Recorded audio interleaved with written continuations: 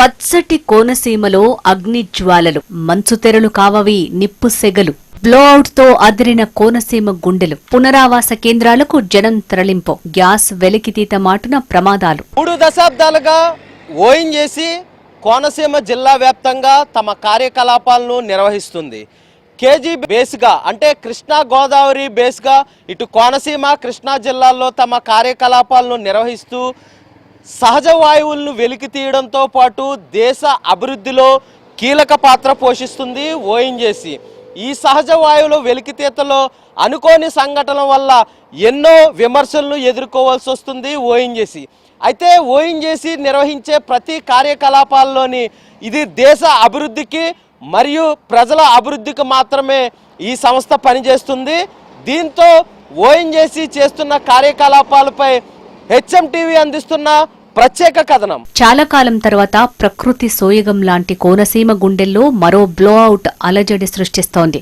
3 గ్రామాల జనం ఊపిరి సలపని స్థితిలో ఇల్లు వాకిలి విడిచి సురక్షిత ప్రాంతాలకు తరలి వెళ్లారు. ఒకవైపు గ్యాస్ వాసన, మరోవైపు దట్టమైన పొగతో జనం అల్లాడిపోయారు. ఇక జనాన్ని రక్షించడమే అంతిమ లక్ష్యంగా పోలీసులు, రెవెన్యూ, క్రైసిస్ మేనేజ్మెంట్ సిబ్బంది అహర్నిశలు చెమటోడ్చారు. ఉవ్వెత్తున ఎగిసిపడుతున్న మంటల్ని అదుపు చేయటానికి అగ్నిమాపక సిబ్బంది, ఓఎన్జీసీ నిపుణులు అలుపెరగకుండా నిరంతరం పోరాడారు.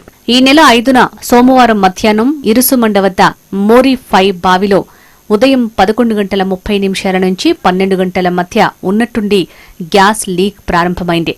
మధ్యాహ్నం 1 గంట సమయానికి గ్యాస్ లీకేజీ తీవ్రత పెరిగింది.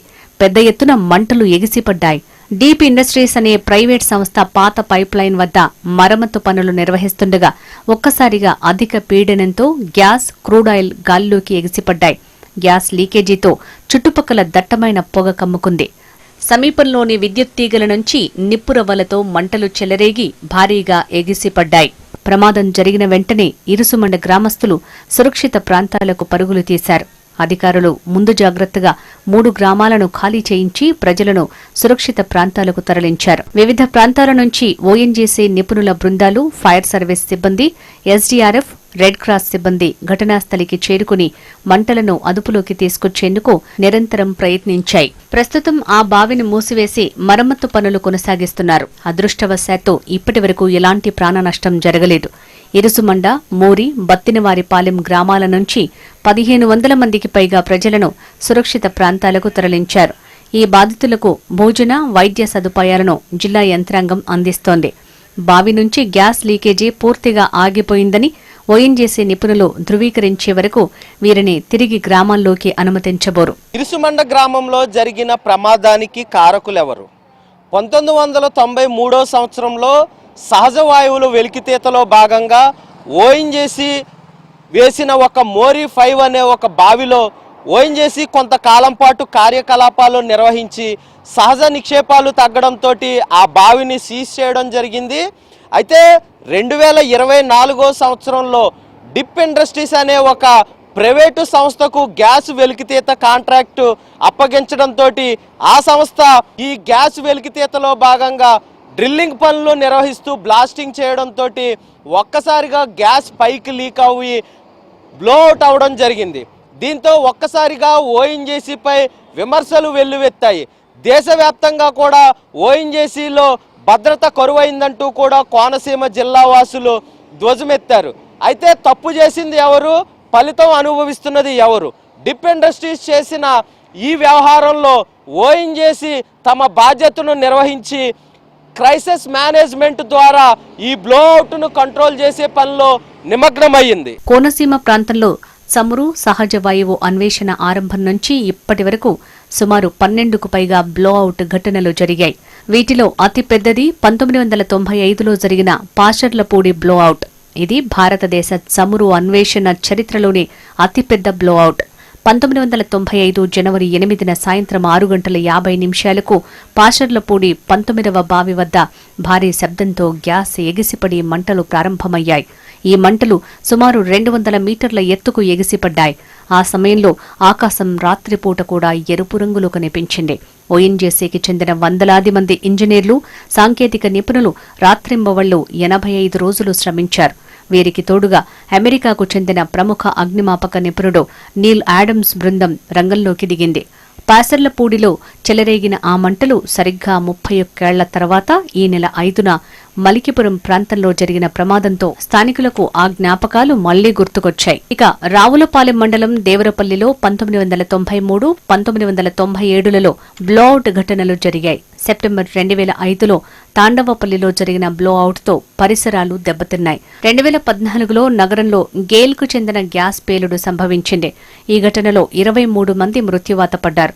తాజాగా మలికిపురం మండలం ఇరుసుమండలో జరిగిన గ్యాస్ బ్లోఅవుట్ ఘటనపై ఆంధ్రప్రదేశ్ రాష్ట్ర ప్రభుత్వం అత్యంత వేగంగా స్పందించింది.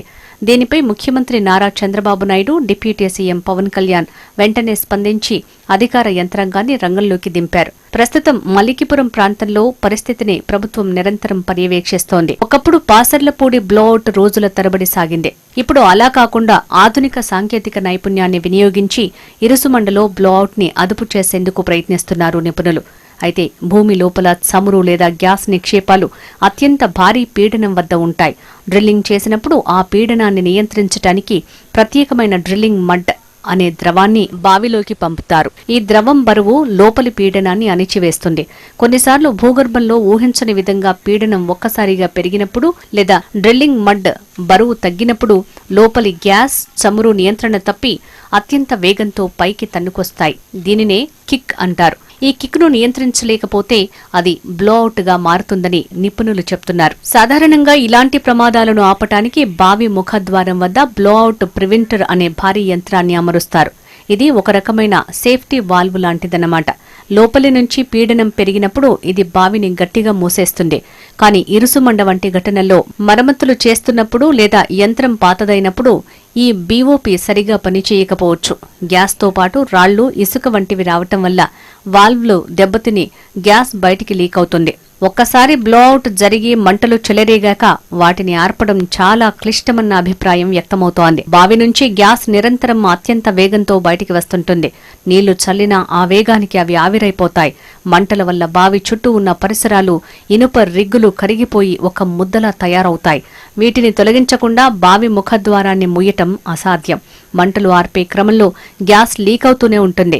అది మళ్లీ పేలిపోయే అవకాశం ఉన్నందున నిపుణులు చాలా నెమ్మదిగా, జాగ్రత్తగా అడుగులు వేయాల్సి ఉంటుంది. సాధారణంగా ఇలాంటి సందర్భాల్లో డైనమిక్ కిల్లర్ అనే పద్ధతిని వాడతారు. అంటే మంటలు ఎగిసిపడుతున్న బావిలోకి అత్యధిక పీడనంతో భారీ మొత్తంలో డ్రిల్లింగ్ మడ్ లేదా సిమెంట్ ని పంపి లోపలి గ్యాస్ ని అణిచివేస్తారు. కొన్నిసార్లు ప్రమాదం జరిగిన బావికి కొద్ది దూరంలో మరో బావిని తవ్వి భూగర్భంలోనే ఆ గ్యాస్ ప్రవాహాన్ని మళ్లించి అసలు బావిని మూసివేస్తారు. అందుకే కొన్నిసార్లు రోజులు, మరికొన్ని సందర్భాల్లో తీవ్రతను బట్టి వారాల సమయం కూడా పడుతుందని నిపుణులు చెప్తున్నారు. ఏ బ్లోఅవుట్ అయినా సరే మాక్సిమం టైం తీసుకునేది డెబ్రీ రిమూవల్. ఆ తర్వాత క్యాపింగ్కి మాకు స్టాండర్డ్ ప్రొసీజర్స్ ఉన్నాయి, స్టాండర్డ్ ఎక్విప్మెంట్ ఉంది. ఈ రిగ్ అంతా పడిపోయి ఎక్కడ ఏ జాయింట్ వీక్ ఉందో, because we should not enter in to an accident. So we will take all precautions and we will remove all the equipment from the well mouth. ఒకసారి well mouth remove చేసిన తర్వాత then will inspect the well mouth. Well condition బట్టి whether to we call it as well intervention is one of the operations which we do without capping. అంటే సీసాకు మూత వేయకుండా వెల్లో ఏదో process చేస్తాం, అది సబ్డ్యూ అయిపోతుంది. Okay, that is one process. Second process అది అలౌ చేయకపోతే then we need to cap this well. So capping నార్మల్గా ఏమవుతుందంటే మీకు ఎనీ బ్లోఅవుట్ విదౌట్ ఫైర్ లేకుంటే all the equipment which is on the well mouth అది in good working condition ఉంటాయి.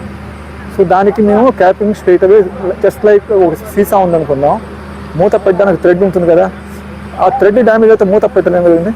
So ఇక్కడ ఏంటంటే ఈ పర్టికులర్ వెల్ మౌత్లో ఉన్న ఎక్విప్మెంట్ ఫైర్లో ఎక్స్పోజ్ అయింది కాబట్టి that cannot be used further. Okay, దానికి we need to cut some cutting operations, aggressive cutting operations.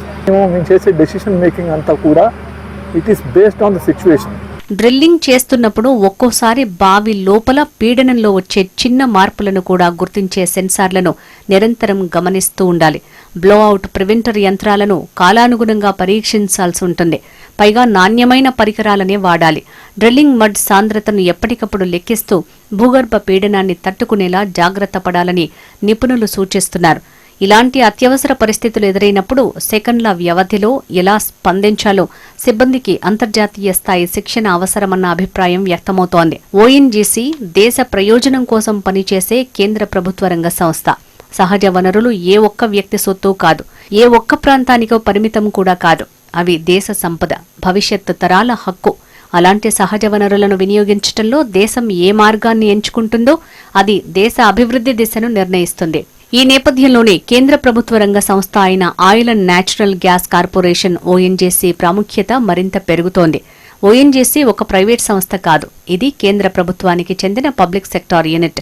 అందుకే ఓఎన్జీసీ సహజ వాయువులు, చమురు తవ్వకాల ద్వారా సాధించే ఆదాయం ఒక్క కంపెనీ ఖాతాలోనే నిలిచిపోదు, ఒక్క వ్యక్తి లాభానికే పరిమితం కాదు. ఆ ఆదాయం పన్నులు, డివిడెంట్లు, రాయల్టీల రూపంలో నేరుగా దేశ ఖజానాకే చేరుతుంది. ఆ ఖజానాను వినియోగించే జాతీయ రహదారులను నిర్మిస్తారు, రైల్వే సేవలను విస్తరిస్తారు, రక్షణ రంగం బలోపేతమవుతుంది, పేదలకు సంక్షేమ పథకాలు అమలవుతాయి. అంటే ఓఎన్జీసీ సంపాదించే ప్రతి రూపాయి దేశ ప్రజలకే ఉపయోగపడుతుంది. ప్రైవేట్ సంస్థలకు, పబ్లిక్ రంగ సంస్థలకు ప్రధాన తేడా ఇదే. ప్రైవేట్ రంగ సంస్థలది లాభార్జనే ప్రధాన లక్ష్యం. అవి చట్టాల పరిధిలోనే పనిచేసినా చివరికి చూసేది షేర్ హోల్డర్ల లాభం, కంపెనీ వ్యాప్తి, మార్కెట్ విలువ మాత్రమే. ఓఎన్జీసీ లాంటి కేంద్ర ప్రభుత్వ సంస్థలకు లాభం ఒక్కటే లక్ష్యం కాదు. జాతీయ ఇంధన భద్రత, దీర్ఘకాలిక అభివృద్ధి, ప్రజల అవసరాలు ఇవన్నీ సమానంగా చూడాల్సిన బాధ్యత ఉంటుంది. అందుకే కొన్ని ప్రాంతాలలో లాభం తక్కువగా ఉన్నా దేశ ప్రయోజనం కోసం ఓఎన్జీసీ కార్యకలాపాలు కొనసాగిస్తుంది. ఇదే ప్రైవేట్ సంస్థలతో పోలిస్తే ఓఎన్జీసీకి ఉన్న మౌలిక తేడా. సహజ వాయువుల వెలికితీత అంత సులభమైన ప్రక్రియేం కాదు. భూమి లోతుల్లో అత్యధిక ఒత్తిడి, సాంకేతిక సవాళ్లు, పర్యావరణ పరిస్థితులు ఇవన్నీ కలిసే తవ్వకాల ప్రక్రియను అత్యంత సున్నితంగా మారుస్తాయి. అందువల్ల అనుకోని ఘటనలు, సాంకేతిక సమస్యలు, ప్రమాదాలు పూర్తిగా శూన్యానికి తగ్గించడం ఎక్కడైనా సాధ్యం కాదు. ఓఎన్జీసీ వంటి సంస్థలు ప్రమాదాలను తగ్గించడానికి అంతర్జాతీయ భద్రతా ప్రమాణాలు పాటిస్తూ నిరంతరం ప్రయత్నం చేస్తుంటాయి. ఒకవేళ అనుకోని ఘటనలు జరిగినా అందుకు బాధ్యత తీసుకోవాల్సింది ఓఎన్జీసీనే. ఇది ప్రభుత్వ సంస్థ కావడంతో ఎటువంటి పరిణామాలకైనా జవాబుదారీతనం అత్యంత ముఖ్య భూమిక పోషిస్తుంది. దేశ ప్రయోజనమే సంస్థ అంతిమ లక్ష్యం. ఇదే భారతదేశం ఇప్పటికీ సహజ వాయువులు, చమురు విషయంలో విదేశాలపై ఆధారపడుతోంది. విదేశాల నుంచి దిగుమతి పెరిగితే విదేశీ కరెన్సీ కేటాయింపు కూడా పెరుగుతుంది. ఇది ఖచ్చితంగా దేశ ఆర్థిక వ్యవస్థపై ఒత్తిడి పడుతుంది.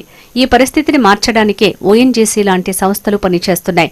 దేశంలోనే సహజ వనరులను వెలికితీసి దిగుమతులను తగ్గించి దేశాన్ని ఆత్మనిర్భర్ భారత్గా మార్చటమే ఓఎన్జీసీ ప్రధాన లక్ష్యం. ఇది తక్షణ లాభాల కోసం కాదు, ఇది దీర్ఘకాలిక దేశ అభివృద్ధి కోసం. అభివృద్ధి కావాలి, భద్రత కావాలి, లాభమూ కావాలి, ప్రజల జీవితం కూడా ముఖ్యం. ఈ రెండింటి మధ్య సమతుల్యత సాధించటమే ఓఎన్జీసీ వంటి కేంద్ర ప్రభుత్వ సంస్థల ముందున్న అసలు సవాల్.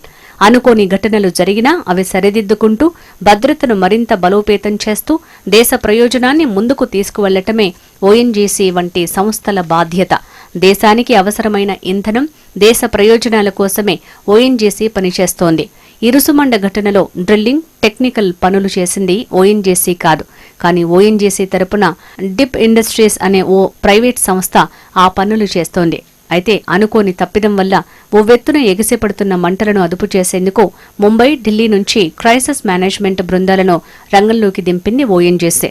నిరంతరం 24/7 శ్రమిస్తూ మంటలను అదుపు చేశారు నిపుణులు. ఇప్పుడు అందరి దృష్టి ఇరుసుమండలో జరిగిన తాజా బ్లోఅవుట్ ఘటనపైనే కేంద్రీకృతమై ఉంది.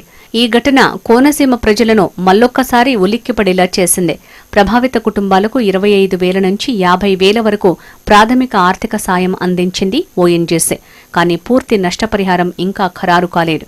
పర్యావరణ నష్టానికి సంబంధించి ప్రత్యేక ప్యాకేజ్ ప్రకటించాల్సిందే. తాజా బ్లోఅవుట్ కారణాలపై దర్యాప్తు కొనసాగుతోంది. అలాగే జరిగిన పూర్తి నష్టం వివరాలపై నిపుణులు స్టడీ చేస్తున్నారు. కోనసీమ ప్రజలు కోరుకుంటున్నది ఒక్కటే, అభివృద్ధి కావాలి, కానీ ప్రాణాల మూల్యంపై కాదు. ఇరుసుమండ ఘటన తర్వాత అయినా నష్ట నివారణ చర్యలను మరింత పకడ్బందీగా ఓఎన్జీసీ చేపట్టాలని కోరుతున్నారు. ఓఎన్జీసీ జాతీయ సంస్థ. ఓఎన్జీసీ నిర్వహించే ప్రతి కార్యకలాపం దేశ అభివృద్ధి కోసమే పనిచేస్తుంది. సహజ వాయువుల వెలికితీతలో ఓఎన్జీసీది కీలక పాత్రనే చెప్పవచ్చు. ఎందుకంటే దేశం ఇతర దేశాల నుంచి దిగుమతి చేసుకుంటున్న సహజ వాయువులు, క్రూడ్ ఆయిల్ను తగ్గించి దేశీయంగానే సహజ వాయువులు క్రూడ్ ఆయిల్ను ఉత్పత్తి పెంచడంతో పాటు దేశ అభివృద్ధి కోసం అంటే రోడ్లు, రైల్వే, రక్షణ శాఖలో ఓఎన్జీసీ యొక్క కార్యకలాపాల ద్వారా వచ్చిన ఆదాయాన్ని దేశ భద్రత మరియు కార్యకలాపాలకు నిర్వహిస్తున్నారు. 3 దశాబ్దాలుగా కూడా ఓఎన్జీసీ కోనసీమ జిల్లా వ్యాప్తంగా ఎన్నో అభివృద్ధి కార్యక్రమాలు చేయడంతో పాటు స్థానికంగా సిఎస్ఆర్ ఫండ్స్ ద్వారా ఎన్నో స్కూళ్ళు, రోడ్లు అభివృద్ధికి దోహదపడ్డది. అలాగే ఓఎన్జీసీపై వస్తున్న విమర్శలను తట్టుకుంటూ కూడా తమ కార్యకలాపాలను నిర్వహిస్తూ ఎప్పటికప్పుడు భద్రతా చర్యలను పెంచుకుంటూ కూడా నూతన టెక్నాలజీతో ఇటు సహజ వాయువుల వెలికితీతలో ఓఎన్జీసీ తమ వంతు పాత్ర పోషిస్తూ ముందుకు వెళ్తుంది. దీంతో ఓఎన్జీసీ ప్రస్తుతం ఇరుసుమండ గ్రామంలో ఏదైతే బ్లోఅవుట్ అయిందో ఆ బ్లోఅవుట్ కంట్రోల్కి క్రైసిస్ మేనేజ్మెంట్ ద్వారా ఇటు ఢిల్లీ నుంచి, ముంబై నుంచి ఎక్స్పర్ట్లను తీసుకొచ్చి దాన్ని కంట్రోల్ చేసే పనిలో నిమగ్నమై ఉందనే చెప్పొచ్చు. వీడియో జర్నలిస్ట్ దుర్గాప్రసాద్తో చిరంజీవి, హెచ్ఎం టీవీ, రాజమండ్రి.